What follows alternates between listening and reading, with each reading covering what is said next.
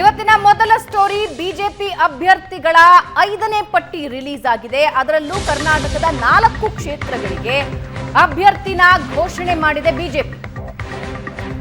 ಬೆಳಗಾವಿ, ರಾಯಚೂರು, ಉತ್ತರ ಕನ್ನಡ, ಚಿಕ್ಕಬಳ್ಳಾಪುರಕ್ಕೆ ಘೋಷಣೆಯಾಗಿದೆ. ಬೆಳಗಾವಿಯಿಂದ ಜಗದೀಶ್ ಶೆಟ್ಟರ್ ಸ್ಪರ್ಧೆಗೆ green signal ಸಿಕ್ಕಿದೆ. ಚಿಕ್ಕಬಳ್ಳಾಪುರದಿಂದ doctor K Sudhakar, ಉತ್ತರ ಕನ್ನಡದಿಂದ ವಿಶ್ವೇಶ್ವರ ಹೆಗಡೆ ಕಾಗೇರಿ ಮತ್ತು ರಾಯಚೂರಿನಿಂದ ರಾಜಾ ಅಮರೇಶ್ ನಾಯಕ್ ಆಯ್ಕೆಯಾಗಿದ್ದಾರೆ. ಚಿತ್ರದುರ್ಗ ಕ್ಷೇತ್ರ ಇನ್ನು ಪೆಂಡಿಂಗ್ ಇಟ್ಕೊಂಡಿದೆ ಬಿಜೆಪಿ ಹೈಕಮಾಂಡ್. ಜೆಡಿಎಸ್ 3 ಕ್ಷೇತ್ರಗಳ ಜೊತೆಗೆ ಚಿತ್ರದುರ್ಗ ಅಭ್ಯರ್ಥಿಯ ಹೆಸರು ಘೋಷಣೆ ಮಾಡೋ ಸಾಧ್ಯತೆ ಇದೆ.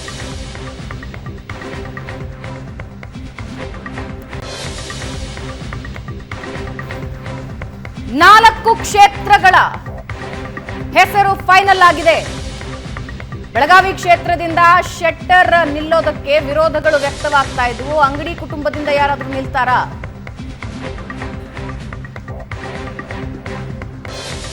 ಹಾಗಿದ್ದೊಂದು ಟಾಕ್ ಇತ್ತು. ಆದ್ರೆ ಶೆಟ್ಟರ್ ಹೆಸರು ಫೈನಲ್ ಮಾಡಿದ್ದಾರೆ.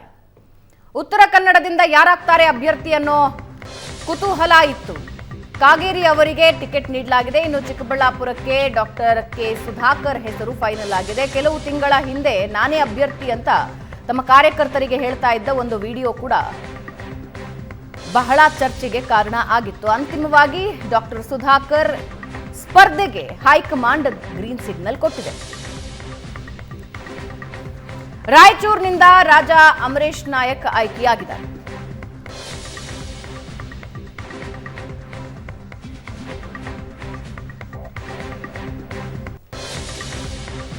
ಇನ್ನು ಚಿತ್ರದುರ್ಗ ಕ್ಷೇತ್ರ ಪೆಂಡಿಂಗ್ ಇಟ್ಕೊಂಡಿದೆ ಬಿಜೆಪಿ ಹೈಕಮಾಂಡ್. ಜೆಡಿಎಸ್ನ 3 ಕ್ಷೇತ್ರಗಳ ಹೆಸರು ಘೋಷಣೆಯ ಜೊತೆಗೆ ಚಿತ್ರದುರ್ಗ ಅಭ್ಯರ್ಥಿಯ ಆಯ್ಕೆಯೂ ಆಗುತ್ತೆ.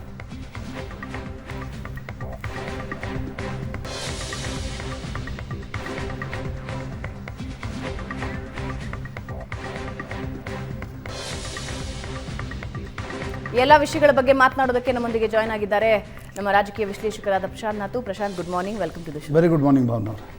ಪ್ರಶಾಂತ್, 4 ಕ್ಷೇತ್ರಗಳಿಗೆ ಈಗಾಗಲೇ ಅಭ್ಯರ್ಥಿ ಆಯ್ಕೆ ಆಗಿದೆ. 1 ಕ್ಷೇತ್ರ ಪೆಂಡಿಂಗ್ ಉಳಿಸ್ಕೊಂಡಿದೆ ಬಿಜೆಪಿ. 4 ಕ್ಷೇತ್ರಗಳ ಆಯ್ಕೆ ಭಾವನಾ ನೋಡಿ, 20 ಕ್ಷೇತ್ರಗಳ ಆಯ್ಕೆಯನ್ನು ಮೊದಲ ಹಂತದಲ್ಲಿ ಮಾಡಿದ ನಂತರ 3-4 ದಿನಗಳ ಹಿಂದೆ ಒಂದು ಪ್ರಿ-CEC ಮೀಟಿಂಗ್ನಲ್ಲಿ ಈ 3 ಕ್ಷೇತ್ರಗಳನ್ನು ಮಾಡಲಾಗಿತ್ತು. ನಿನ್ನೆ ಮೊನ್ನೆ ರಾಯಚೂರಿನ ರಾಜಾ ಅಮರೇಶ್ವರ ನಾಯಕರಿಗೂ ಟಿಕೆಟ್ ಕೊಡ್ತಕ್ಕಂಥ ನಿರ್ಧಾರವನ್ನು ಬಿಜೆಪಿ ಮಾಡಿದೆ. ಮುಖ್ಯವಾಗಿ ಉತ್ತರ ಕನ್ನಡದ ಬಗ್ಗೆ ಸಾಕಷ್ಟು ದ್ವಂದ್ವಗಳಿದ್ವು, ಗೊಂದಲಗಳಿದ್ವು. ಅನಂತಕುಮಾರ್ ಹೆಗಡೆ ಅವರ ಪಾಪ್ಯುಲಾರಿಟಿ ಇಂಟ್ಯಾಕ್ಟ್ ಇತ್ತು. ಅದೊಂದು ಆಶ್ಚರ್ಯ. ಆದರೆ ಅವರೇನು ತುಂಬ 2-3 ವರ್ಷ ಆ್ಯಕ್ಟಿವ್ ಇರದೇ ಇದ್ದರೂ ಕೂಡ ಉತ್ತರ ಕನ್ನಡದಲ್ಲಿ ಅವರ ಪಾಪ್ಯುಲಾರಿಟಿ ಇಂಟ್ಯಾಕ್ಟ್ ಇದ್ದಾಗ, ಆದರೆ 7 ಬಾರಿ ಚುನಾವಣೆಗೆ ನಿಂತಿದ್ದಾರೆ ಅನ್ನುವ ಕಾರಣಕ್ಕೋಸ್ಕರ ಅವ್ರಿಗೆ ಟಿಕೆಟ್ ಬಿಟ್ಟು ಹೊಸಬರಿಗೆ ಟಿಕೆಟ್ ಕೊಡಬೇಕು, ಅವರು ಆ್ಯಕ್ಟಿವ್ ಇರಲಿಲ್ಲ ಅನ್ನುವ ಕಾರಣಕ್ಕೋಸ್ಕರ ಅವರ ಟಿಕೆಟನ್ನು ಬದಲಾಯಿಸುವ ನಿರ್ಣಯವನ್ನು ತೆಗೆದುಕೊಳ್ಳಾಯಿತು. ಯಾರಿಗೆ ಟಿಕೆಟ್ ಕೊಡಬೇಕು ಅನ್ನುವ ಪ್ರಶ್ನೆ ಬಂದಾಗ 2-3 ಹೆಸರುಗಳಿದ್ವು. ಕಾಗೇರಿ ವಿಶ್ವೇಶ್ವರ ಹೆಗಡೆ ಒಂದು ಚಾಯ್ಸ್ ಆಗಿದ್ದರು, ಚಕ್ರವರ್ತಿ ಸೂಲಿಬೆಲೆ ಒಂದು ಚಾಯ್ಸ್ ಆಗಿದ್ದರು. ಆದರೆ ಕಾಗೇರಿ ವಿಶ್ವೇಶ್ವರ ಹೆಗಡೆ ಅವರ ಹೆಸರನ್ನು ಹೈಕಮಾಂಡ್ ಫೈನಲ್ ಮಾಡಿದೆ.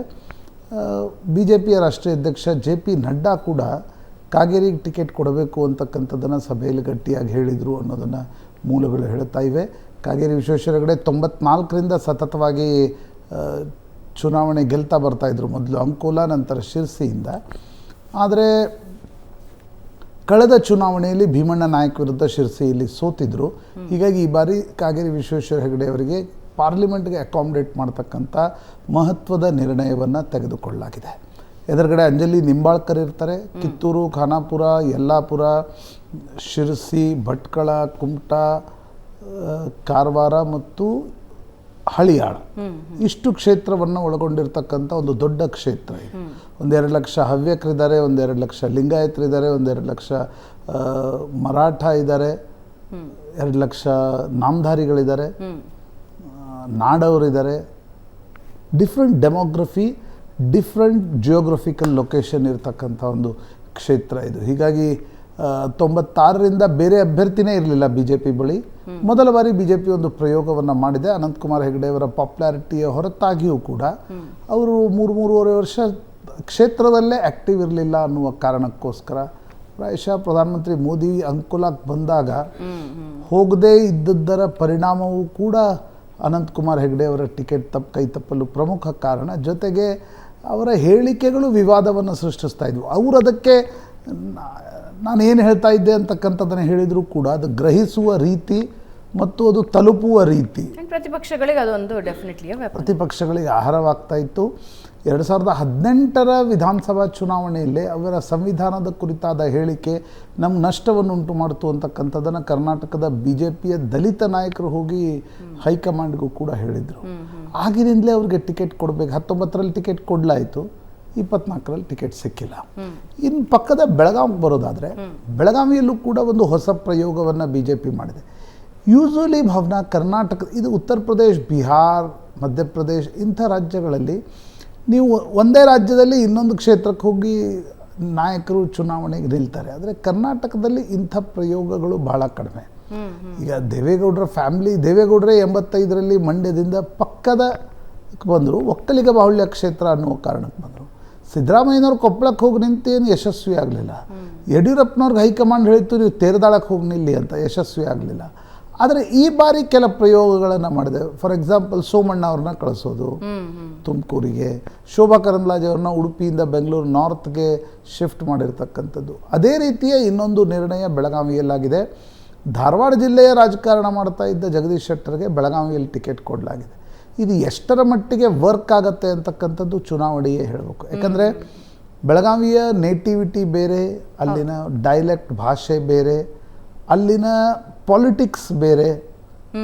ಹೀಗಿರುವಾಗ ಲಕ್ಷ್ಮೀ ಹೆಬ್ಬಾಳ್ಕರ್ ತನ್ನ ಪುತ್ರನಿಗೆ ಟಿಕೆಟ್ ಕೊಡಿಸಿದ್ದಾರೆ, ಮೃಣಾಲ್ ಹೆಬ್ಬಾಳ್ಕರ್ಗೆ. ಒಂದು ಕಡೆ ಅನುಭವ ಇಲ್ಲದ ಆದರೆ ಪ್ರಬಲ ಮಂತ್ರಿಯ ಬೆಂಬಲ ಹೊಂದಿದ ಅಭ್ಯರ್ಥಿ ಮೃಣಾಲ್ ಹೆಬ್ಬಾಳ್ಕರ್, ಇನ್ನೊಂದು ಕಡೆ ಸುದೀರ್ಘ ಅನುಭವವನ್ನು ಹೊಂದಿದ್ರೂ ಕೂಡ ಕಳೆದ 1 ವರ್ಷದಲ್ಲಿ ಸಾಕಷ್ಟು ಸ್ಥಿತ್ಯಂತರವನ್ನು ಕಂಡಿರುವ BJPಯಿಂದ ಕಾಂಗ್ರೆಸ್ಗೆ, ಕಾಂಗ್ರೆಸ್ನಿಂದ BJPಗೆ ಬಂದಿರತಕ್ಕಂಥ ಜಗದೀಶ್ ಶೆಟ್ಟರ್ ಅಭ್ಯರ್ಥಿ. ಹೀಗಾಗಿ ಇಬ್ಬರ ಮಧ್ಯೆ ಹೇಗೆ ಫೈಟ್ ನಡೆಯುತ್ತೆ ಅಂತಕ್ಕಂಥದ್ದು ನೋಡಬೇಕು. ನನಗನ್ಸುತ್ತೆ ನೋಡಿ, ಸೌದತ್ತಿ, ಬೈಲೊಂಗ್ಲ, ಗೋಕಾಕ, ಅರಭಾವಿ ಮತ್ತು ಬೆಳಗಾವಿ ದಕ್ಷಿಣ ಇದು BJPಗೆ ದೊಡ್ಡ ಲೋಕಸಭಾ ಚುನಾವಣೆಯಲ್ಲಿ ದೊಡ್ಡ ಲೀಡ್ ನೀಡ್ತಕ್ಕಂಥ ಕ್ಷೇತ್ರ. ಬೆಳಗಾವಿ ಗ್ರಾಮಾಂತರ ಮತ್ತು ಇನ್ನೊಂದು ಸೇಠ್ ಅವರ ಕ್ಷೇತ್ರ ಏನಿದೆ ಬೆಳಗಾವಿ ಉತ್ತರ, ಅಲ್ಲಿ ಕಾಂಗ್ರೆಸ್ ಏನು ಮಾಡುತ್ತೆ, ಎಷ್ಟು ಲೀಡ್ ತೆಗೆದುಕೊಳ್ಳುತ್ತೆ. ಯಾಕಂದರೆ ಮುಸ್ಲಿಂ ಬಾಹುಳ್ಯ ಕ್ಷೇತ್ರ ಕೂಡ ಹೌದು ಬೆಳಗಾವಿ ಉತ್ತರ, ಅದನ್ನು ನೋಡಬೇಕಾಗತ್ತೆ. ಬಟ್ ಒಂದು ಇಂಟ್ರೆಸ್ಟಿಂಗ್ ಫೈಟ್ ಬೆಳಗಾವಿಯಲ್ಲಿ ನೋಡಲಿಕ್ಕೆ ಈ ಬಾರಿ ಸಿಗ್ತಾ ಇದೆ. ಹಿಂದೆಂದಿಗಿಂತಲೂ ಈ ಬಾರಿ ಟಫ್ ಇರುತ್ತೆ ಅಂತ ಅನ್ಸುತ್ತೆ BJP ಪಾಲಿಗೆ. ಅಂದರೆ ಲೋಕಲ್ ಅಭ್ಯರ್ಥಿಗಳೇ ಇರ್ತಾ ಇದ್ರು, ಹೀಗಾಗಿ ಒಂದು ಸಣ್ಣ ಸಾಟ ಬೇರೆ ರೀತಿ ಇರ್ತಾ ಇತ್ತು. ಈಗ ಸುರೇಶ್ ಅಂಗಡಿ ಇದ್ದರು, ಹಿಂದೆ ಬಾಬಾಗೌಡ ಪಾಟೀಲ್ ಇದ್ದರು. ಈ ಬಾರಿ ಬೆಳಗಾವಿಗೆ ಧಾರವಾಡದಿಂದ ಹೋಗಿ ಜಗದೀಶ್ ಶೆಟ್ಟರ್ ನಿಲ್ತಾ ಇದ್ದಾರೆ. ಅದು ಏನು, ಕಳೆದ ಬಾರಿ ಅವ್ರಿಗೆ ಟಿಕೆಟನ್ನು BJPಯೇ ನಿರಾಕರಿಸ್ತು. ಕರ್ಕೊಂಡು ಬಂತು, ಧಾರವಾಡಕ್ಕೆ ಕೊಡ್ತೀವಿ ಅಂತ ಹೇಳಿದರು. ಧಾರವಾಡಕ್ಕೆ ಕೊಡ್ಲಿಕ್ಕೆ ಸಾಧ್ಯ ಇರಲಿಲ್ಲ ಅಂತ ಗೊತ್ತಿತ್ತು. ಹಾವೇರಿಗೆ ಹೋಗಿ ಕೊಡ್ತೀವಿ ಅಂತ ಹೇಳಿದರು. ಹಾವೇರಿಯಲ್ಲಿ ಬೊಮ್ಮಾಯಿ ಝಂಡಾ ಹಾಕಿದರು, ಇಲ್ಲ ಯಾವುದೇ ಕಾರಣಕ್ಕೂ ಶೆಟ್ಟರ್ ಹಾವೇರಿಗೆ ಪ್ರವೇಶ ಕೊಡಬಾರ್ದು ಅಂತಕ್ಕಂಥದ್ದು. ಕೊನೆಗೆ ಪಾಪ ಅವ್ರನ್ನ ಬೆಳಗಾವಿಗೆ ಅಕಾಮಿಡೇಟ್ ಮಾಡಲಾಗಿದೆ. ಇದು ಎಷ್ಟರ ಮಟ್ಟಿಗೆ ಏನಾಗುತ್ತೆ ಅಂತಕ್ಕಂಥದ್ದು ಪ್ರಾಯಶಃ ಚುನಾವಣೆಯೇ ಹೇಳಬೇಕಾಗತ್ತೆ. ಇನ್ನೊಂದು ಕ್ಷೇತ್ರ ಡಾಕ್ಟರ್ ಸುಧಾಕರ್ ಅವರು, ಚಿಕ್ಕಬಳ್ಳಾಪುರ. ಆ ಕ್ಷೇತ್ರದಲ್ಲೂ ಸುಧಾಕರ್ಗೆ ಟಿಕೆಟ್ ಕೊಡಬಾರ್ದು ಅಂತಕ್ಕಂಥ ವಿರೋಧ ಬಹಳ ಗಟ್ಟಿಯಾಗಿತ್ತು. ವಿರೋಧ ಇದ್ದದ್ದೇ ಯಡಿಯೂರಪ್ಪನವರು ಮತ್ತು ವಿಜೇಂದ್ರ ಅವ್ರದ್ದು. ಯಾವುದೇ ಕಾರಣಕ್ಕೂ ಡಾಕ್ಟರ್ ಸುಧಾಕರ್ಗೆ ಚಿಕ್ಕಬಳ್ಳಾಪುರದಿಂದ ಟಿಕೆಟ್ ಕೊಡಬಾರ್ದು ಅಂತಕ್ಕಂಥದ್ದು. ಯಾಕಂದರೆ ಹಿಂದೆ ವಿಜಯೇಂದ್ರ ರಾಜ್ಯಾಧ್ಯಕ್ಷರಾಗಲು ಮತ್ತು ವಿಜಯೇಂದ್ರ ಮಂತ್ರಿಯಾಗಲು ಡಾಕ್ಟರ್ ಸುಧಾಕರ್ ವಿರೋಧವನ್ನು ವ್ಯಕ್ತಪಡಿಸಿದರು. ಇದು BJPಯ ಆಂತರಿಕ ರಾಜಕಾರಣದ ಒಂದು ಭಾಗ ಅಂತ ಹೇಳ್ತಾ ಇದ್ದೀನಿ. ಆ ಕಾರಣದಿಂದ ಸುಧಾಕರ್ಗೂ ಮತ್ತು BJPಯ ರಾಜ್ಯಾಧ್ಯಕ್ಷ ವಿಜಯೇಂದ್ರಗೂ ಒಂದು ಸಣ್ಣ ತಿಕ್ಕಾಟ ಒಳಗಿಂದೊಳಗೆ ನಡೀತಾನೆ ಇತ್ತು. ಹೀಗಾಗಿ SR ವಿಶ್ವನಾಥ್ರ ಪುತ್ರ ಅಲೋಕ್ ವಿಶ್ವನಾಥ್ಗೆ ಟಿಕೆಟ್ ಕೊಡಬೇಕು ಅಂತಕ್ಕಂಥದ್ದು ಯಡಿಯೂರಪ್ಪನವರ ಒಂದು ವಾದವಾಗಿತ್ತು. ಆದರೆ ನನಗನ್ಸುತ್ತೆ ಯಾವ ಮಕ್ಕಳಿಗೂ BJP ಟಿಕೆಟ್ ಕೊಟ್ಟಿಲ್ಲ. ಬಾರಿಂಗ್ ಗಾಯತ್ರಿ ಸಿದ್ದೇಶ್ವರ್ ಬಿಟ್ಟರೆ ಬೇರೆ ಯಾರಿಗೂ ಟಿಕೆಟ್ ಕೊಟ್ಟಿಲ್ಲ. ಹೀಗಾಗಿ ಅಲೋಕ್ ವಿಶ್ವನಾಥ್ಗೆ ಟಿಕೆಟ್ ನೀಡ್ತಕ್ಕಂಥ ಸಾಧ್ಯತೆಗಳು ತುಂಬ ಕಡಿಮೆ ಇದ್ದರು. ಕೊನೆಗೆ SR ವಿಶ್ವನಾಥ್ ಹೇಳಿದ್ರು ನನಗೆ ಟಿಕೆಟ್ ಕೊಡಿ ಅಂತ. SR ವಿಶ್ವನಾಥ್ ಮತ್ತು ಧೀರಜ್ ಮುನ್ರಾಜು ದೊಡ್ಡಬಳ್ಳಾಪುರ ಮತ್ತು ಯಲಹಂಕ ಈ 2 ಕ್ಷೇತ್ರಗಳಲ್ಲಿ BJP ಗೆದ್ದಿದೆ. ಉಳಿದಂಗೆ ಚಿಂತಾಮಣಿ, ಚಿಕ್ಕಬಳ್ಳಾಪುರ ಎಲ್ಲ ಕ್ಷೇತ್ರವನ್ನು, ನೆಲಮಂಗಲನೂ ಬರ್ತದಕ್ಕೆ. ನೆಲಮಂಗಲದಿಂದ ಅದು ಹೊಸಕೋಟೆಯವರೆಗಿನ ಕ್ಷೇತ್ರ ಇದೆ. ಅಂದರೆ ಗೌರಿ ಆ ಕಡೆ ಚಿಂತಾಮಣಿಯವರೆಗೆ ಕ್ಷೇತ್ರ ಬರುತ್ತೆ. ಹೀಗಾಗಿ ಇಂಥ ಒಂದು ದೊಡ್ಡ ಕ್ಷೇತ್ರದಲ್ಲಿ ಡಾಕ್ಟರ್ ಸುಧಾಕರ್ ಅಭ್ಯರ್ಥಿಯಾಗಿದ್ದಾರೆ ಬಿ ಜೆ ಪಿಯಿಂದ. ಅವರು 2019ರಲ್ಲಿ ಕಾಂಗ್ರೆಸ್ನಿಂದ ಬಿ ಜೆ ಪಿಗೆ ಬಂದು ಮಂತ್ರಿಯಾಗಿ ಚಿಕ್ಕಬಳ್ಳಾಪುರ ಕ್ಷೇತ್ರವನ್ನು ಸೋತು ಈಗ ಮರಳಿ ಲೋಕಸಭಾ ಚುನಾವಣೆಯಲ್ಲಿ ಡಾಕ್ಟರ್ ಸುಧಾಕರ್ ನಿಲ್ತಾ ಇದ್ದಾರೆ. ಇದೊಂದು ಇಂಟ್ರೆಸ್ಟಿಂಗ್ ಫೈಟ್ ಆಗುತ್ತೆ ಅಂತ ನನಗನ್ಸುತ್ತೆ. ಯಾಕಂದರೆ ಪ್ರದೀಪ್ ಈಶ್ವರ್ ಅಲ್ಲಿದ್ದಾರೆ, ಮಾತನಾಡುವ ಶಾಸಕ. ಡಾಕ್ಟರ್ ಸುಧಾಕರ್ ಕೂಡ ರಿವೆಂಜ್ ತೆಗೆದುಕೊಳ್ಬೇಕು ಅಂತಕ್ಕಂಥ ಹಠದಲ್ಲಿ ಅವರಿಷ್ಟು ಲೋಕಸಭೆಗೆ ನಿಲ್ಲಬೇಕು ಅಂತಕ್ಕಂಥದ್ದು ಯಾಕೆ ಅಂದರೆ ವಿಧಾನಸಭೆ ಸೋತಿದ್ದೀನಿ, ನಾನೊಂದು ರಿವೆಂಜ್ ತಗೋಬೇಕು ಕಾರಣಕ್ಕೋಸ್ಕರ. ಎದುರುಗಡೆ ಅಭ್ಯರ್ಥಿ ಯಾರಾಗ್ತಾರೆ, ರಕ್ಷಾರಾಮಯ್ಯ ಆಗ್ತಾರಾ, ಯಾರೆಲ್ಲ ಅಭ್ಯರ್ಥಿ ಆಗ್ತಾರೆ ಅಂತಕ್ಕಂಥದ್ದು ಕೂಡ ಒಂದು ಕುತೂಹಲಕಾರಿ ಪ್ರಶ್ನೆ. ಬಿಜೆಪಿ 5ನೇ ಲಿಸ್ಟ್ನಲ್ಲಿ ಅಚ್ಚರಿಯ ಅಭ್ಯರ್ಥಿಗಳಿಗೆ ಟಿಕೆಟ್ ಘೋಷಣೆ ಮಾಡಿದ್ದಾರೆ. ಬಾಲಿವುಡ್ ನಟಿ ಕಂಗನಾ ರನೌತ್ಗೂ ಟಿಕೆಟ್ ಅನೌನ್ಸ್ ಆಗಿದೆ. ಹಿಮಾಚಲ ಪ್ರದೇಶದ ಮಂಡಿ ಕ್ಷೇತ್ರದಿಂದ ಕಂಗನಾಗೆ ಬಿಜೆಪಿ ಟಿಕೆಟ್ ಕೊಟ್ಟಿದೆ. ಇನ್ನು ಮತ್ತೊಂದು ಕಡೆ ಉತ್ತರ ಪ್ರದೇಶದ ಬಿಜೆಪಿ ಟಿಕೆಟ್ನಲ್ಲಿ ಅಚ್ಚರಿಯ ಬೆಳವಣಿಗೆ. ಟಿಕೆಟ್ ನಿರೀಕ್ಷೆಯಲ್ಲಿದ್ದ ವರುಣ್ ಗಾಂಧಿಗೆ ಟಿಕೆಟ್ ಮಿಸ್ ಆಗಿದೆ. ವರುಣ್ ಗಾಂಧಿ ಬದಲು ಪಿಲಿಭಿತ್ ಕ್ಷೇತ್ರಕ್ಕೆ ಜಿತಿನ್ ಪ್ರಸಾದ್ ಅವರನ್ನು ಆಯ್ಕೆ ಮಾಡಿಕೊಳ್ಳಲಾಗಿದೆ. ಅವರಿಗೆ ಟಿಕೆಟ್ ನೀಡಲಾಗಿದೆ. 2021ರಲ್ಲಿ ಕಾಂಗ್ರೆಸ್ ಬಿಟ್ಟು ಅವರು ಬಿಜೆಪಿ ಸೇರ್ಪಡೆಯಾಗಿದೆ. ಮನೇಕಾ ಗಾಂಧಿಗೆ ಸುಲ್ತಾನ್ಪುರ ಟಿಕೆಟ್ ಘೋಷಣೆ ಮಾಡಿದೆ ಬಿಜೆಪಿ. ಉತ್ತರ ಪ್ರದೇಶದಲ್ಲಿ ಗಾಂಧಿ ಕುಟುಂಬದಿಂದ ಮನೇಕಾ ಗಾಂಧಿ ಸ್ಪರ್ಧೆ. ಉತ್ತರ ಪ್ರದೇಶದಲ್ಲಿ ಗಾಂಧಿ ಕುಟುಂಬದಿಂದ ಮನೇಕಾ ಗಾಂಧಿ ಮಾತ್ರ ಸ್ಪರ್ಧೆ. ಉತ್ತರ ಪ್ರದೇಶದ ರಾಯ್ಬರೇಲಿಯಲ್ಲಿ ಈ ಬಾರಿ ಸೋನಿಯಾ ಗಾಂಧಿ ಸ್ಪರ್ಧಿಸೋದಿಲ್ಲ. ಸೋನಿಯಾ ಕ್ಷೇತ್ರಕ್ಕೆ ಪುತ್ರಿ ಪ್ರಿಯಾಂಕಾ ಗಾಂಧಿ ಸ್ಪರ್ಧೆನೂ ಅನುಮಾನ ಅಂತ ಹೇಳಲಾಗ್ತಾ ಇದೆ. ಇನ್ನು ಅಮೇಥಿಯಿಂದ ರಾಹುಲ್ ಗಾಂಧಿ ಸ್ಪರ್ಧೆನೂ ಡೌಟ್. ವರುಣ್ ಗಾಂಧಿಗೂ ಟಿಕೆಟ್ ಅನ್ನ ಬಿಜೆಪಿ ಹೈಕಮಾಂಡ್ ನಿರಾಕರಿಸಿದೆ. 3 ಬಾರಿ ಸಂಸದರಾಗಿದ್ರು ವರುಣ್ ಗಾಂಧಿ, ಆದರೆ ಈ ಬಾರಿ ಕೋಕ್ ನೀಡಲಾಗಿದೆ.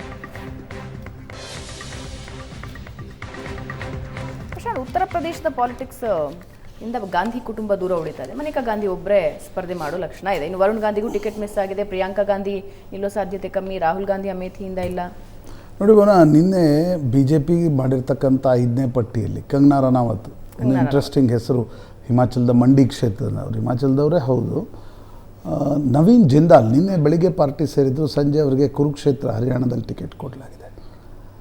ಈ ರಾಮಾಯಣ ಸೀರಿಯಲ್ನಲ್ಲಿ ರಾಮನ ಪಾತ್ರಧಾರಿ ಅರುಣ್ ಗೋವಿಲ್ ಏನಿದ್ರು, ಅವರಿಗೆ ಮೇರಠ್ನಿಂದ ಟಿಕೆಟ್ ಕೊಡಲಾಗಿದೆ ನಿನ್ನೆ. ಅವರು ಹಿಂದೆ ಕಾಂಗ್ರೆಸ್ನಿಂದ ಸ್ಪರ್ಧಿಸಿದ್ರು, ಈ ಬಾರಿ ಬಿ ಜೆ ಪಿಯಿಂದ ಅವ್ರಿಗೆ ಟಿಕೆಟ್ ಕೊಡಲಾಗಿದೆ.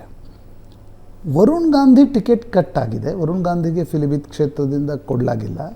ವರುಣ್ ಗಾಂಧಿ ಕೆಲ ಬಿ ಜೆ ಪಿಯ ವಿರುದ್ಧ ಹೇಳಿಕೆಗಳನ್ನು ನೀಡಿದರು ಅನ್ನುವ ಕಾರಣಕ್ಕೋಸ್ಕರ ವರುಣ್ ಗಾಂಧಿ ಟಿಕೆಟನ್ನು ಕಟ್ ಮಾಡಲಾಗಿದೆ. ಬಟ್ ತಾಯಿ ಮನೇಕಾ ಗಾಂಧಿಗೆ ಮಾತ್ರ ಸುಲ್ತಾನ್ಪುರ್ ಕ್ಷೇತ್ರದಿಂದ ಟಿಕೆಟನ್ನು ನೀಡಲಾಗಿದೆ.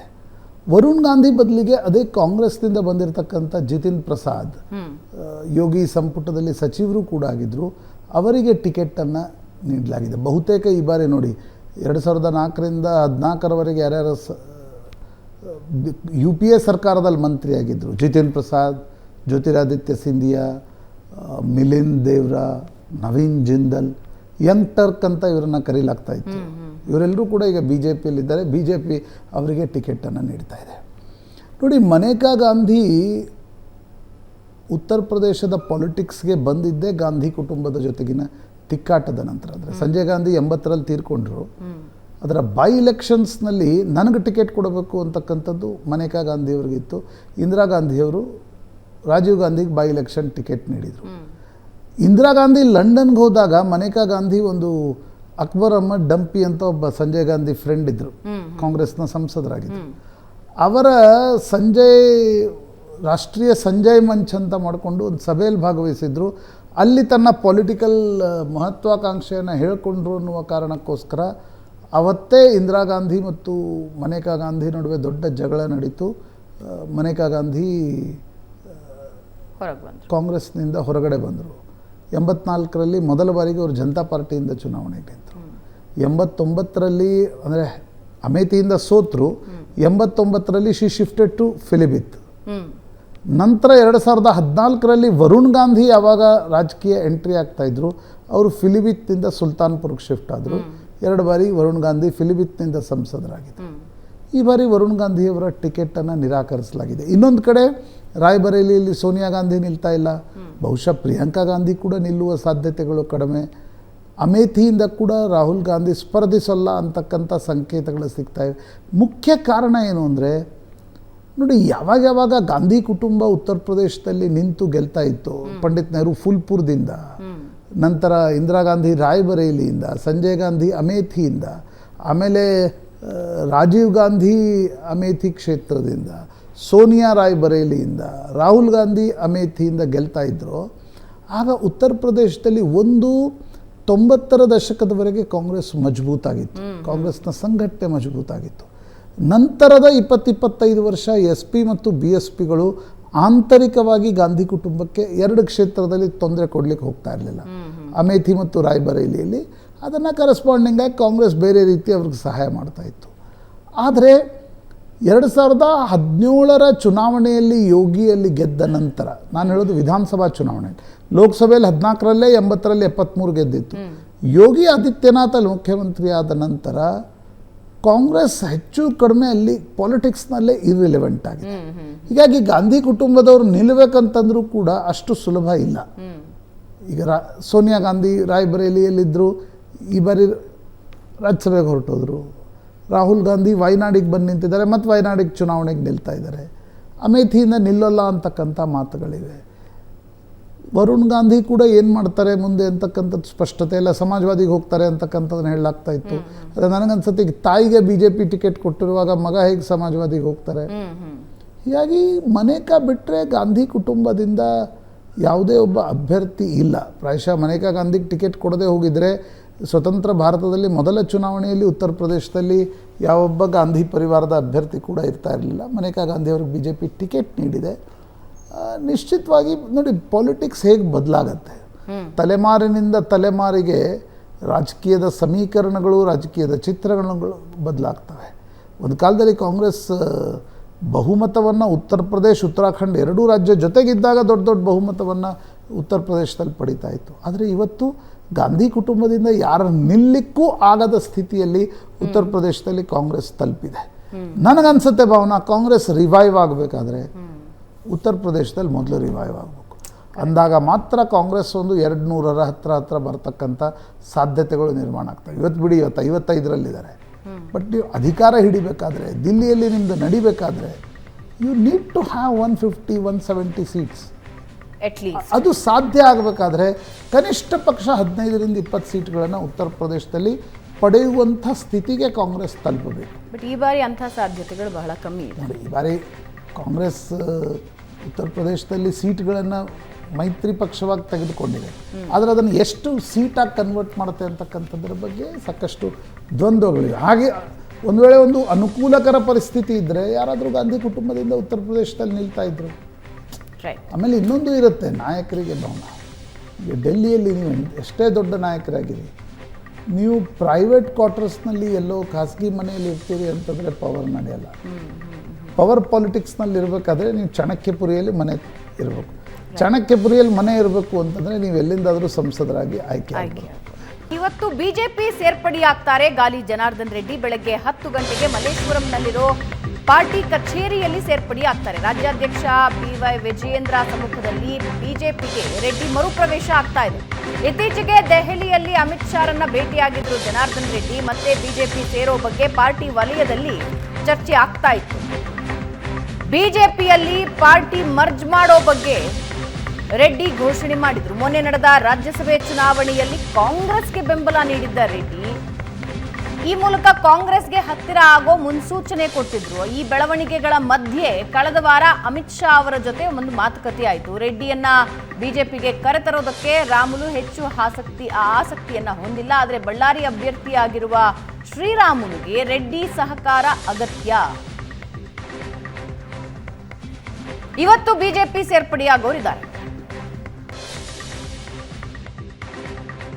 ಭಾರತೀಯ ಜನತಾ ಪಕ್ಷದ ಎಲ್ಲ ಹಿರಿಯ ನಾಯಕರುಗಳಿಂದ ಪಕ್ಷಕ್ಕೆ ಸೇರ್ಪಡೆ ಆಗಬೇಕು ಅನ್ನುವಂಥ ಒಂದು ವಿಚಾರದಲ್ಲಿ ನಾನು ಕೂಡ ಏನೊಂದು ತಾಯಿ ಸಮಾನವಾಗಿರುವಂಥ ಒಂದು ಭಾರತೀಯ ಜನತಾ ಪಕ್ಷಕ್ಕೆ ಮರಳೋದಕ್ಕೆ ಮನಸ್ಸನ್ನು ಮಾಡೋದಕ್ಕಿಂತ ಮುಂಚೆ ನನ್ನ ಜೊತೆಯಲ್ಲಿ ಎಲ್ಲ ಕಷ್ಟಗಳಲ್ಲಿ ಕೂಡ ನನ್ನನ್ನು ಬೆಂಬಲಿಸಿ ನನ್ನ ಜೊತೆಯಲ್ಲಿ ಹೆಜ್ಜೆ ಹಾಕಿರುವಂಥ ಎಲ್ಲ ನನ್ನ ಕಲ್ಯಾಣ ರಾಜ್ಯ ಪ್ರಗತಿ ಪಕ್ಷದ ಕಾರ್ಯಕರ್ತರ ಒಂದು ಸಭೆಯನ್ನು ಕರೆದು ಅವರ ಅಭಿಪ್ರಾಯವನ್ನು ಕೂಡ ನಾನು ತಿಳ್ಕೊಂಡೆ. ಎಲ್ಲರೂ ಕೂಡ ಮುಕ್ತ ಕಂಠದಿಂದ ನಾನೇನು ತಗೊಳ್ಳುವಂತ ಒಂದು ನಿರ್ಧಾರಕ್ಕೆ ಬೆಂಬಲವಾಗಿ ಏನೇ ಇರಲಿ ಕೂಡ ನಿಮ್ಮ ಜೊತೆಯಲ್ಲಿ ನಾವೆಲ್ಲರೂ ಕೂಡ ಮೊದಲನೇ ದಿನ ಕಲ್ಯಾಣ ರಾಜ್ಯ ಪ್ರಗತಿ ಪಕ್ಷ ನಾನು ಘೋಷಣೆ ಮಾಡೋ ದಿವಸ ಕೂಡ ಹೇಳಿದೆ, ಸನ್ಮಾನ್ಯ ಯಡಿಯೂರಪ್ಪನವರು ಒಂದು ತಂದೆ ಸ್ಥಾನದಲ್ಲಿ ಅವರಿಗೆ ನಾನು ಯಾವತ್ತೂ ಗೌರವ ಕೊಡ್ತೇನೆ. ಅದೇ ಒಂದು ರೀತಿಯಲ್ಲಿ ಶ್ರೀರಾಮುಲು ಅವ್ರನ್ನ ಒಂದು ಮಗು ರೀತಿಯಲ್ಲಿ ನಾವು ಅವ್ರನ್ನ ಬೆಳೆಸಿರುವಂಥವ್ರು. ಹಾಗಾಗಿ ಎಲ್ಲಿ ಕೂಡ ಒಂದು ಭೇದ ಭಾವಗಳನ್ನೋದಾಗ್ಲಿ ಡಿಫರೆನ್ಸಸ್ ಅನ್ನೋದಾಗ್ಲಿ ಯಾವುದೇ ಕಾರಣಕ್ಕೂ ಕೂಡ ಇದ್ದಿಲ್ಲ. ಅವತ್ತು ನಾನು ಹೇಳಿದೆ, ನಾನು ಪಕ್ಷ ರಚನೆ ಮಾಡುವಂಥ ಸಂದರ್ಭದಲ್ಲಿ ಕೂಡ ನಾನು ಶ್ರೀರಾಮುಲು ಅವ್ರನ್ನಾಗಿರ್ಬೋದು, ನನ್ನ ಸಹೋದರನಾಗಿರ್ಬೋದು, ಯಾರನ್ನು ಕೂಡ ನನ್ನ ಜೊತೆಯಲ್ಲಿ ಬರಬೇಕು ಅಂತ ನಾನು ಯಾರನ್ನೂ ಆಹ್ವಾನ ಮಾಡಿಲ್ಲ. ಇವತ್ತಿಲ್ಲಿ ಶಾಂತ, ರಾಜಕೀಯದಲ್ಲಿ ಇಂದಿನ ಶತ್ರು ನಾಳಿನ ಮಿತ್ರ, ಇಂದಿನ ಮಿತ್ರ ನಾಳಿನ ಶತ್ರು ಅಂತ ಬಹಳಷ್ಟು ವಿಷಯಗಳಲ್ಲಿ ಗೊತ್ತಾಗುತ್ತೆ. ಅಲ್ಲ, ರಾಜಕಾರಣದಲ್ಲಿ ಮಿತ್ರ ಶತ್ರು ಅಂತ ಇರಲ್ಲ. ರಾಜಕಾರಣದಲ್ಲಿ ಪರಿಸ್ಥಿತಿ ಏನು ಅಂತಕ್ಕಂಥದ್ದು ಭಾಳ ಮುಖ್ಯ ಆಗುತ್ತೆ. ಆಯಾ ಪರಿಸ್ಥಿತಿಗೆ ತಕ್ಕಂತೆ ಮಿತ್ರರು ಯಾರು, ಶತ್ರುಗಳು ಯಾರು ಅಂತಕ್ಕಂಥ. ಈಗ ಜಗದೀಶ್ ಶೆಟ್ಟರ್ಗೆ 1 ವರ್ಷದ ಹಿಂದೆ BJP ಶತ್ರು ಆಗಿತ್ತು, ಇವತ್ತು ಮಿತ್ರರಾಗಿದ್ದಾರೆ. ಸಿದ್ದರಾಮಯ್ಯನವ್ರ ಮೇಲೆ ಟೀಕೆ ಮಾಡಿದ್ದಾರೆ. ಜನಾರ್ದನ್ ರೆಡ್ಡಿಗೆ ಮೊನ್ನೆ ಆನೆಗಂದಿ ಉತ್ಸವದಲ್ಲಿ ಸಿದ್ದರಾಮಯ್ಯ, DK ಶಿವಕುಮಾರ್ ತುಂಬ ಇಷ್ಟ ಆಗ್ತಾಯಿದ್ರು. ಈಗ ಏಕಾಏಕಿ ಅವ್ರಿಗೆ ಇಲ್ಲ ನರೇಂದ್ರ ಮೋದಿ ಪ್ರಧಾನಿ ಆಗಬೇಕು ಅಂತಕ್ಕಂಥ ಮಾತನ್ನು ಜನಾರ್ದನ್ ರೆಡ್ಡಿ ಹೇಳ್ತಾ ಇದ್ದಾರೆ. ಹೀಗಾಗಿ ಪರಿಸ್ಥಿತಿ ಏನು ಅನ್ನೋದು ಬಹಳ ಮುಖ್ಯ ಆಗಿರುತ್ತೆ. ಜನಾರ್ದನ್ ರೆಡ್ಡಿ ನೋಡಿ, 99ರಲ್ಲಿ ಸೋನಿಯಾ ಗಾಂಧಿ ಯಾವಾಗ ಬಳ್ಳಾರಿಗೆ ಬಂದು ಚುನಾವಣೆಗೆ ನಿಂತರು, ಬಳ್ಳಾರಿಯ ಸಿಟಿ ಕ್ಯಾಂಡಿಡೇಟ್ ಆಗಿದ್ದು ರಾಮುಲು. ಆ ಚುನಾವಣೆಯಲ್ಲಿ ಜನಾರ್ದನ್ ರೆಡ್ಡಿ, ಕರುಣಾಕರ್ ರೆಡ್ಡಿ, ಸೋಮಶೇಖರ್ ರೆಡ್ಡಿ, ರಾಮುಲು ಓಡಾಡಿದ ಪರಿ ನಿಧಾನವಾಗಿ ನಂತರದ ಗಣಿಯ ದುಡ್ಡೇನು ಬಂತು, ಬಳ್ಳಾರಿಯ ರಾಜಕಾರಣವನ್ನು ಸಂಪೂರ್ಣವಾಗಿ ಬದಲಾಯಿಸ್ತು. ಬರೀ ರೆಡ್ಡಿಗಳಂತಲ್ಲ, ನೀವು ಲಾಡ್ ಸಹೋದರರು ನೋಡಿ, ಉಳಿದ ಎಲ್ಲ ಕಾಂಗ್ರೆಸ್ನ ನಾಯಕರ ನೋಡಿ, ಗಣಿ ದುಡ್ಡು ಬಳ್ಳಾರಿಯ ರಾಜಕಾರಣದ ವ್ಯಾಖ್ಯೆಯನ್ನೇ ಬದಲಾಯಿಸ್ತು. 2004ರ ನಂತರ ನಿಧಾನವಾಗಿ, ಅದು 2008ರಲ್ಲಿ ಯಾವಾಗ 5 ಜನ ಪಕ್ಷೇತರರನ್ನು ಜನಾರ್ದನ್ ರೆಡ್ಡಿ ಕರ್ಕೊಂಡು ಬಂದರು, ಒಂದು ರೀತಿ ಕಲ್ಯಾಣ ಕರ್ನಾಟಕದ ಪಾಲಿಟಿಕ್ಸ್ ಜನಾರ್ದನ್ ರೆಡ್ಡಿಗೆ ಔಟ್ಸೋರ್ಸ್ ಮಾಡುವ ರೀತಿಯಲ್ಲೂ ಕೂಡ BJP ಅವರ ಮೇಲೆ ನೆಚ್ಕೊಳ್ತು. 2009ರಲ್ಲಿ ಜನಾರ್ದನ್ ರೆಡ್ಡಿಗೂ ಮತ್ತು ಯಡಿಯೂರಪ್ಪನವ್ರಿಗೂ ದೊಡ್ಡ ಜಗಳ ಆಯಿತು. 40 ಶಾಸಕರನ್ನು ಕರ್ಕೊಂಡು ಹೈದರಾಬಾದ್ನಲ್ಲಿಟ್ಟರು. ಅದರಲ್ಲಿ ಜನಾರ್ದನ್ ರೆಡ್ಡಿ, ಜಗದೀಶ್ ಶೆಟ್ಟರ್, ಅನಂತಕುಮಾರ್, ಈಶ್ವರಪ್ಪ ಇವರೆಲ್ಲರೂ ಕೂಡ ಯಡಿಯೂರಪ್ಪನವರ ವಿರೋಧವಾಗಿದ್ದರು.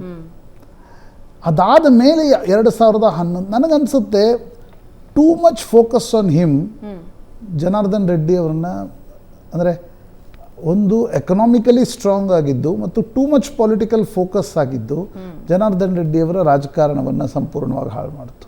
2011ರಲ್ಲಿ ಅವರು ಜೈಲಿಗೆ ಹೋಗುವ ಪರಿಸ್ಥಿತಿ ನಿರ್ಮಾಣ ಆಯಿತು. BJP dissociate ಮಾಡ್ಕೊಳ್ತು.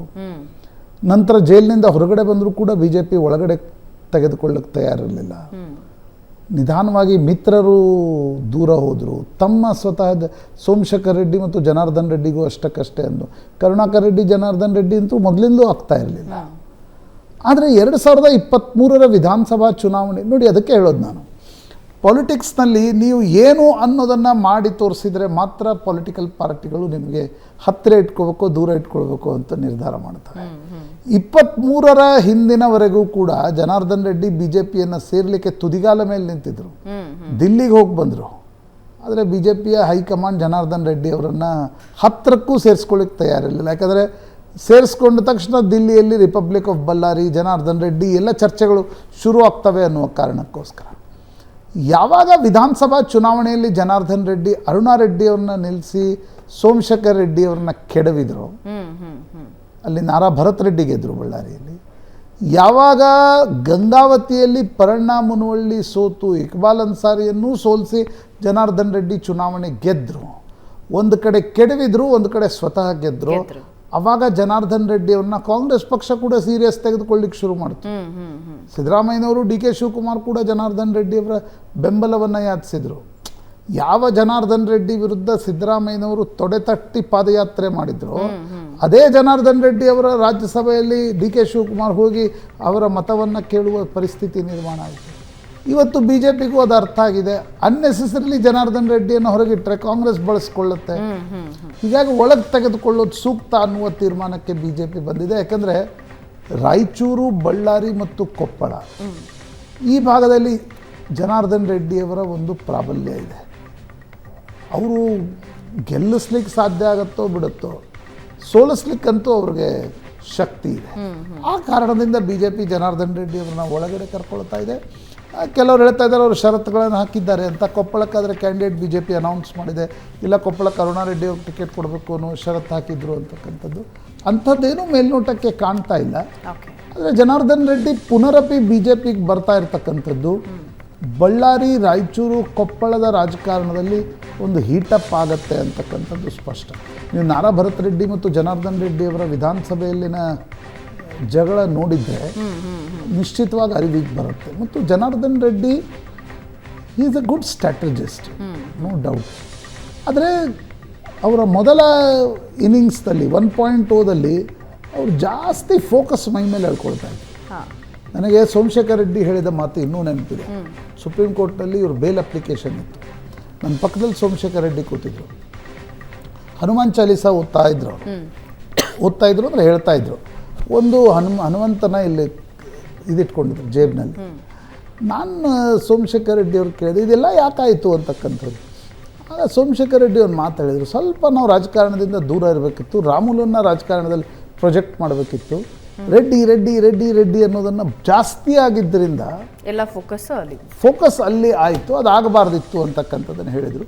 ಪ್ರಾಯಶಃ ಈಗ ಮತ್ತೆ ಜನಾರ್ದನ್ ರೆಡ್ಡಿ ಬಿ ಜೆ ಪಿಗೆ ಮರಳ್ತಾ ಇದ್ದಾರೆ. ಏನಾಗತ್ತೆ, ರಾಮುಲು ಅವ್ರನ್ನ ಗೆಲ್ಲಿಸ್ಕೊಳ್ತಾರ, ರಾಮುಲು ಮತ್ತು ಅವರ ಮನಸ್ತಾಪಗಳು ಮುಗಿತವ ಇವೆಲ್ಲ, ಮತ್ತು ಕೊಪ್ಪಳದಲ್ಲಿ ಏನಾಗತ್ತೆ, ಇದು ಕೂಡ ಇಂಟ್ರೆಸ್ಟಿಂಗ್ ಆಗಿರ್ತಕ್ಕಂಥ ವಿಷಯ ಅಂತ ನಾನು.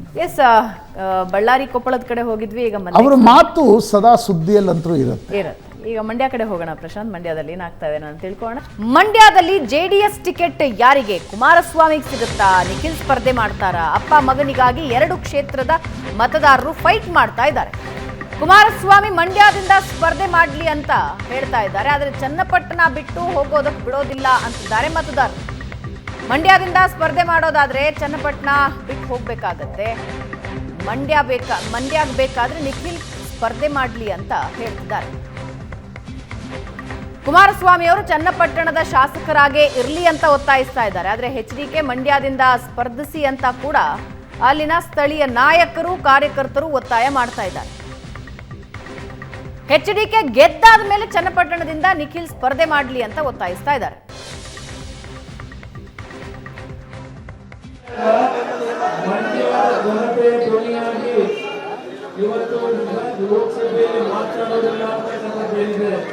ದೇವರುಗಳ ಏಕಾಂಗಿಯ ಧ್ವನಿ ಏನಿದೆ ಆ ಧ್ವನಿಯನ್ನು ಇವತ್ತು ಕೊಟ್ಟಿರತಕ್ಕಂಥದ್ದಕ್ಕೆ ಮಂಡ್ಯದಲ್ಲಿ ತೀರ್ಮಾನ ಏನಿದೆ ಆ ತೀರ್ಮಾನಕ್ಕೆ ತಲೆಬಾಗ್ತೇವೆ, ನಾವು ಧ್ವನಿಯಾಗಿರ್ತೇವೆ. ಕಾವೇರಿ ನೀರಿನ ವಿಷಯದಲ್ಲಿ ದೇವರುಗಳ 60 ವರ್ಷ ಹೋರಾಟ ಇದೆ, ಅದಕ್ಕೆ ಒಂದು ಫಲ ಕೊಟ್ಟಿರತಕ್ಕಂಥ ದೃಷ್ಟಿಯಿಂದ ಜೊತೆಗಿರ್ತೇನೆ, ಮಾತು ನೆರವೇರಿಸಿಕೊಡ್ತೇನೆ.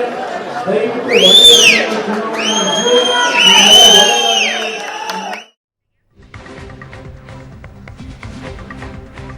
ಕನ್ಫ್ಯೂಷನ್ಸ್ ಇದೆಯಾ? ಇನ್ನು ನಿಲ್ಬೇಕಾ ಬೇಡವಾ ಅಂತ ನೋಡಿ. ಕುಮಾರಸ್ವಾಮಿಯವರ ತೀರ್ಮಾನಕ್ಕೆ ಬಿಟ್ಟರೆ ಅವ್ರಿಗೆ ನಿಖಿಲ್ ನಿಲ್ಲಿಸಬೇಕು ಅಂತಕ್ಕಂಥದ್ದಿದೆ. ಆದರೆ ಬಿ ಜೆ ಪಿಯ ರಾಷ್ಟ್ರೀಯ ನಾಯಕರು ಏನೋ ಕುಮಾರಸ್ವಾಮಿಯವ್ರಿಗೆ ಹೇಳಿದಂತಿದೆ, ಬೇಡ ನೀವು ನಿಲ್ಲಿ ಚುನಾವಣೆಗೆ, ನೀವು ನಿಂತರೆ ಎಲ್ಲ ಕ್ಷೇತ್ರಗಳಲ್ಲೂ ಅದರದ್ದೊಂದು ಪ್ರಭಾವ ಇರುತ್ತೆ.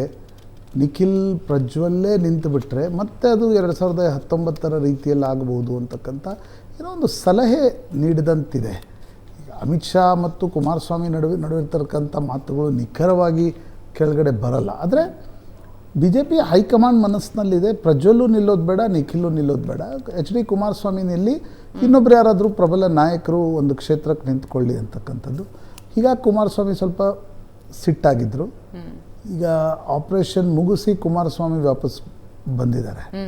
ಹೀಗಾಗಿ ಇವತ್ತು ನಾಳೆ 25ಕ್ಕೆ ಇವತ್ತು ತೀರ್ಮಾನವನ್ನು ತೆಗೆದುಕೊಳ್ತಾರೆ ಅಂತಕ್ಕಂಥದ್ದನ್ನು ಹೇಳಲಾಗಿತ್ತು. ಪ್ರಾಯಶಃ ಇವತ್ತು ನಾಳೆ ಒಂದು ತೀರ್ಮಾನವನ್ನು ಕೂಡ ತೆಗೆದುಕೊಳ್ಬೋದು. ಮಂಡ್ಯಕ್ಕೆ ಅಂದರೆ ನನಗೆ ಅನಿಸೋದು, ಈಗ ಮೇಲ್ನೋಟಕ್ಕೆ ನಾನು ನೀವು ಹೆಸರು ಹೇಳ್ತಾ ಇದ್ದಾಗ ಮಂಡ್ಯಕ್ಕೆ ಅವ್ರು ನಿಂತು ಗೆದ್ದರು ಅಂತ ಅಂದ್ಕೊಳ್ಳೋಣ. ಚನ್ನಪಟ್ಟಣದಲ್ಲಿ CP ಯೋಗೇಶ್ವರ್ ಕೂಡ ಇದ್ದಾರೆ, BJP JDSನ ಮೈತ್ರಿ ಕೂಡ ಇದೆ. ಈಗ CP ಯೋಗೇಶ್ವರ್ಗೂ ಮನಸ್ಸಿನಲ್ಲಿರುತ್ತೆ ಚನ್ನಪಟ್ಟಣಕ್ಕೆ ನಾನು ನಿಲ್ಲಬೇಕು ಅಂತಕ್ಕಂಥದ್ದು. ಅಲ್ಲಿ ನಿಖಿಲೇ ನಿಲ್ತಾರೆ ಅಂತಕ್ಕಂಥ ಗ್ಯಾರಂಟಿ ಏನು? ಅಂದರೆ ಈ ಪ್ರಶ್ನೆಗಳು ಬರುತ್ತೆ, ಅದು ಕುಮಾರಸ್ವಾಮಿ ಗೆದ್ದಾದ್ಮೇಲೆ. ಆದರೆ ಈಗಿರ್ತಕ್ಕಂಥ ಪ್ರಶ್ನೆ ಮಂಡ್ಯದಲ್ಲಿ ಕುಮಾರಸ್ವಾಮಿ ನಿಲ್ತಾರ, ನಿಖಿಲ್ರನ್ನ ಕೊನೆಯ ಗಳಿಗೆವರೆಗೂ ಕಾಯ್ದು ನಿಖಿಲ್ರನ್ನ ನಿಲ್ಲಿಸ್ತಾರ ಅಂತಕ್ಕಂಥದ್ರ ಬಗ್ಗೆ ಆಂಬಿಗ್ಯೂಟಿ ಇದೆ. ಇಲ್ಲಿ ಇನ್ನೊಂದು ಪೇಚು ಕೂಡ ಇದೆ. ಸುಮಲತಾ BJP ಹೈಕಮಾಂಡ್ ಹೇಳಿದ್ದಾರೆ HD ಕುಮಾರಸ್ವಾಮಿ ನಿಂತರೆ ಓಕೆ, ಒಬ್ಬ ಮಾಜಿ ಮುಖ್ಯಮಂತ್ರಿ ಅವರ ನಾಯಕತ್ವ ಓಕೆ, ಆದರೆ ನಿಖಿಲ್ ನಿಂತರೆ ನಾನು ಪಕ್ಷೇತರನಾಗಿ ನಿಲ್ಲದೆ ವಿಧಿ ಇಲ್ಲ ಅಂತಕ್ಕಂಥದ್ದನ್ನು ಸುಮಲತಾ BJP ಹೈಕಮಾಂಡ್ಗೆ ಹೇಳಿದಂತಿದೆ. ಆ ಕಾರಣದಿಂದ ಕೂಡ HD ಕುಮಾರಸ್ವಾಮಿ ನಿಲ್ಲಬೇಕು ಅಂತಕ್ಕಂಥ ಒತ್ತಡ BJPಯ ಕಡೆಯಿಂದಿದೆ. ಏನೇನಾಗುತ್ತೆ ನೋಡೋಣ. ಆದರೆ ಒಂದಂತೂ ನಿಜ, ಮಂಡ್ಯ ಹಾಸನದ ಟಿಕೆಟ್ಗೆ ಸಂಬಂಧಪಟ್ಟಂತೆ ಯಾರು ನಿಲ್ಲಬೇಕು ಅನ್ನೋದಕ್ಕೆ ಸಂಬಂಧಪಟ್ಟಂತೆ BJP ಮತ್ತು JDSನಲ್ಲಿ ಸಣ್ಣ ಮಟ್ಟದ ಕಿರಿಕಿರಿ ಆಗಿತ್ತು. ಅದನ್ನು ಹೇಗೆ ಸರಿಪಡಿಸ್ಕೊಳ್ತಾರೆ ಅಂತಕ್ಕಂಥದ್ದು ನೋಡಬೇಕು. ಲೋಕಸಭೆ ಚುನಾವಣೆ ಅಖಾಡದಲ್ಲಿ ರಣರೋಚಕ ಕದನ ನಡೀತಾ ಇದೆ. ಮಹಾರಾಷ್ಟ್ರಕ್ಕೆ ಹೋಗೋದಾದ್ರೆ Pawar versus Pawar family fight. ಬಾರಾಮತಿಯಿಂದ ಸುಪ್ರಿಯಾ ಸುಳೆ ವರ್ಸಸ್ ಅಜಿತ್ ಪವಾರ್ ಪತ್ನಿ ಸ್ಪರ್ಧೆ. ಬಾರಾಮತಿಯಲ್ಲಿ 2 ದಶಕದಿಂದ ಪವಾರ್ ಕುಟುಂಬ, ಅದರಲ್ಲೂ ಶರದ್ ಪವಾರ್ ಕುಟುಂಬ ಪಾರುಪತ್ಯ ಮೆರೀತಾ ಇತ್ತು. ಈಗ ಅಖಾಡದಲ್ಲಿ ಪವಾರ್ ವರ್ಸಸ್ ಪವಾರ್. ಬಹಳ ಇಂಟ್ರೆಸ್ಟಿಂಗ್ ಆಗಿರುತ್ತೆ ಅನ್ಸುತ್ತೆ ಪ್ರಶಾಂತ್. ಶತಾಯಗತಾಯ ಬಾರಾಮತಿ ಕ್ಷೇತ್ರ ಪಡ್ಕೊಳ್ಬೇಕು ಅಂತ ಅಜಿತ್ ದಾದಾ ಪವಾರ್ ಪ್ರಯತ್ನ ಪಡ್ತಿದ್ದಾರೆ. ಈ ಮಾತೇ ಇದೆ ಅಲ್ವಾ, ಹುಟ್ತಾ ಸಹೋದರರು ನಂತರ ದಾಯಾದಿಗಳು ಅಂತ. ಇಲ್ಲೂ ಕೂಡ ಆಗಿದ್ದದೆ. ಶರದ್ ಪವಾರ್ ಅವರ ಪುತ್ರಿ ಸುಪ್ರಿಯಾ ಸುಳೆ ಬಾರಾಮತಿಯಲ್ಲಿ ಸಂಸದೆ, ಅಜಿತ್ ದಾದಾ ಪವಾರ್ ಅಲ್ಲಿನ ಶಾಸಕ. ಈಗ ಅಜಿತ್ ದಾದಾ ಪವಾರ್ ಯಾವಾಗ BJPಗೆ ಹೋದ್ರು NCPಯಲ್ಲೇ 2 ಅಭ್ಯರ್ಥಿಗಳನ್ನು ನಿಲ್ಲಿಸಬೇಕಾಗತ್ತೆ. ಯಾಕಂದರೆ ಬಾರಾಮತಿಯಲ್ಲಿ NCP ಬಿಟ್ಟು ಬೇರೆ ಕ್ಯಾಂಡಿಡೇಟ್ಗೆ ಕೊಡ್ತಕ್ಕಂಥದ್ದು ಸಾಧ್ಯತೆ ಇಲ್ಲ. ಹೀಗಿರುವಾಗ ಅಜಿತ್ ದಾದಾ ಪವಾರ್ ತಮ್ಮ ಪತ್ನಿಯನ್ನು ಲೋಕಸಭೆಗೆ NDAದಿಂದ ಸ್ಪರ್ಧೆ ಮಾಡಿಸ್ತಾ ಇದ್ದರೆ, ಶರದ್ ಪವಾರ್ ಪುತ್ರಿ ಸುಪ್ರಿಯಾ ಸುಳೆ ಬಾರಾಮತಿಯಿಂದ ಅವರು ಸಂಸದೆಯೂ ಹೌದು. ಅವರು ಈ ಕಾಂಗ್ರೆಸ್, ಶಿವಸೇನೆ ಮತ್ತು ಶರದ್ ಪವಾರರ ಬಣದ ಮೈತ್ರಿಕೂಟ ಏನಿದೆ, ಆ ಮಹಾರಾಷ್ಟ್ರ ವಿಕಾಸ್ ಅಘಾಡಿ, ಅದರ ಕಡೆಯಿಂದ ಅವರು ಚುನಾವಣೆಗೆ ನಿಲ್ತಾ ಇದ್ದಾರೆ. ಬಾರಾಮತಿ ಒಂದು ನೋಡಿ, ಬಾರಾಮತಿಯನ್ನು ಶರದ್ ಪವಾರ್ ಕುಟುಂಬ ದೊಡ್ಡ ಮಟ್ಟದಲ್ಲಿ ಡೆವಲಪ್ ಮಾಡಿದೆ ಅಂತಕ್ಕಂಥದ್ರಲ್ಲಿ 2 ಮಾತಿದೆ. ಅದರಲ್ಲಿ ಅಜಿತ್ ದಾದಾ ಪವಾರ್ದು ರೋಲ್ ಇದೆ, ಶರದ್ ಪವಾರ್ದು ರೋಲ್ ಇದೆ. ಬಾರಾಮತಿ ನೀವು ಅಂದರೆ ಪುಣೆ ಹತ್ತಿರದ ಕ್ಷೇತ್ರ, ಅದು ಪಿಂಪ್ರಿ ಚಿಂಚ್ವಡ್, ಈ ದೊಡ್ಡ ಮಟ್ಟದಲ್ಲಿ ಅದು ಬದಲಾವಣೆಗಳಾಗಿವೆ. ಹೀಗಿರತಕ್ಕಂಥ ಸಂದರ್ಭದಲ್ಲಿ ಈಗ ಬಾರಾಮತಿಯಲ್ಲಿ ಪವಾರ್ ವರ್ಸಸ್ ಪವಾರ್ ಫೈಟ್ ನಡೀತಾ ಇರತಕ್ಕಂಥದ್ದು ಒಂದು ಇಂಟ್ರೆಸ್ಟಿಂಗ್. ಶರದ್ ಪವಾರರ ಶಕ್ತಿ ಗ್ರೌಂಡ್ನಲ್ಲಿ ಕ್ಷೀಣಿಸಿದೆಯೋ ಅಥವಾ ಶರದ್ ಪವಾರ್ ಬಗ್ಗೆ ಒಂದು ಸಿಂಪತಿ ವರ್ಕ್ ಆಗ್ತಿದೆಯೋ, ಅಜಿತ್ ದಾದಾ ಪವಾರ್ ಚಿಕ್ಕಪ್ಪನನ್ನೇ ತೊರೆದು BJPಗೆ ಹೋದ ನಂತರ ಅವ್ರ ಬಗ್ಗೆ ಜನಮಾನಸದಲ್ಲಿ ಏನು ಅಭಿಪ್ರಾಯ ಇದೆ, ಇದು ನೋಡಬೇಕಾದ್ರೆ ಪವಾರ್ ವರ್ಸಸ್ ಪವಾರ್ ಫೈಟ್ನಲ್ಲಿ ಯಾರು ಗೆಲ್ತಾರೆ ಅಂತಕ್ಕಂಥದ್ದು ಬಹಳ ಮುಖ್ಯವಾಗಿರ್ತಕ್ಕಂಥ ಸಂಗತಿ. ಓವರಾಲ್ ಆಗಿ ನೋಡಿದಾಗ ಈ ಚುನಾವಣೆಯಲ್ಲಿ ಏನಾದರೂ ಲೋಕಸಭೆಯಲ್ಲಿ ಅಜಿತ್ ದಾದಾ ಪವಾರ್ 4-5 ಸೀಟ್ ಸಿಗ್ತಾ ಇವೆ, ಅದೆಲ್ಲವನ್ನ ಗೆದ್ದುಕೊಂಡ್ರೆ ವಿಧಾನಸಭಾ ಚುನಾವಣೆಯಲ್ಲಿ NCP ಯಾರ್ದು ಅನ್ನೋದನ್ನು ಚುನಾವಣಾ ಆಯೋಗ ಈಗ ಹೇಳಿದೆ, ಇಲ್ಲ ಅಜಿತ್ ದಾದಾ ಪವಾರ್ಗೆ ಚಿಹ್ನೆ ಸಿಗಬೇಕು ಅಂತಕ್ಕಂಥ. ಬಟ್ ಚುನಾವಣಾ ಆಯೋಗ, ಕೋರ್ಟ್ಗಳು ಪಾರ್ಟಿ ಯಾರ್ದು ಅಂತ ಡಿಸೈಡ್ ಮಾಡೋಕ್ಕಾಗಲ್ಲ. ಅಂತಿಮವಾಗಿ ಜನ ಡಿಸೈಡ್ ಮಾಡ್ತಾರೆ. ಅಂಡ್ ಈ ಎಲ್ಲಾ ರಾಜಕೀಯ ಬೆಳವಣಿಗೆಯ ಇಫೆಕ್ಟ್ ಏನಾಗಿದೆ ಮಹಾರಾಷ್ಟ್ರದ ಈ ಚುನಾವಣೆಯಲ್ಲಿ? ಶಿವಸೇನೆ ಯಾರ್ದು? ಏಕನಾಥ್ ಶಿಂದೆದ, ಉದ್ಧವ್ ಠಾಕ್ರೆದ. NCP ಯಾರ್ದು? ಅಜಿತ್ ದಾದಾ ಪವಾರ್ದ, ಶರದ್ ದಾದಾ ಪವಾರ್. ಇದನ್ನ ಕೋರ್ಟ್ಗಳು, ಆಯೋಗ ಹೇಗೆ ಡಿಸೈಡ್ ಮಾಡಿರ್ಬೋದು, ಬಟ್ ಅಂತಿಮವಾಗಿ ಜನ ಡಿಸೈಡ್ ಮಾಡ್ತಾರೆ. ಬಹಳ ಇಂಟ್ರೆಸ್ಟಿಂಗ್ ಆಗಿರುತ್ತೆ. ಇದೇ ಸುದ್ದಿಯೊಂದಿಗೆ ಇವತ್ತಿನ ಚರ್ಚೆ ಮುಗಿಸೋಣ. ಪ್ರಶಾಂತ್, ಧನ್ಯವಾದ ಚರ್ಚೆಯಲ್ಲಿ ಭಾಗಿಯಾಗಿದ್ದಕ್ಕೆ. ವೀಕ್ಷಕರೇ, ಇದು ಇವತ್ತಿನ ನ್ಯೂಸ್ ಅವರ್ ಮಾರ್ನಿಂಗ್ ಎಡಿಷನ್. ನೇರ, ದಿಟ್ಟ, ನಿರಂತರ ಸುದ್ದಿಗಾಗಿ ನೋಡ್ತಾ ಇರಿ ಏಷ್ಯಾನೆಟ್ ಸುವರ್ಣ ನ್ಯೂಸ್.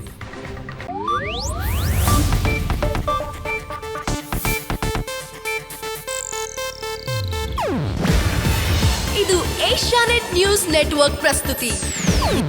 ನೀವು ನೋಡ್ತಿದ್ದೀರಾ ಏಷ್ಯಾನೆಟ್ ಸುವರ್ಣ ನ್ಯೂಸ್.